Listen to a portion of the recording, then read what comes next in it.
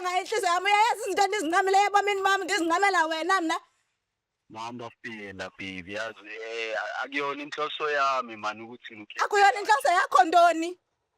Akuyona inhloso yakho ntoni? Niyazazi izinto that you sacrifice. Mna ndizaba sisibhanqa ngoku because everyone knows into yobana kukho wena ebomini bakho kanti niyazi uba kukho Lucia.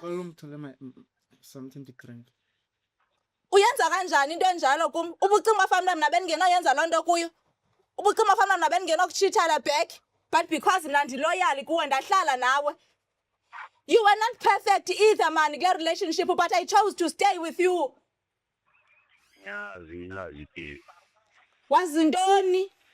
Ngicela thina sihlangane sikhulume kahle lento le ngizomletha uLusha khulume kahle sizwane ngiyacela. Yazi ndicela undiyeke kum you are dead. Akho nto ndizawuphinda ndiyithethe nawe mna. Uyandiva? To me you are dead. Mna andifuni ndizawuphinda ndidibanisa nawe plus andifuni ndizawuphinda ndidibanisa kwanefamily yakho. Ndicela nindiyeke ngolu hlobo nululo.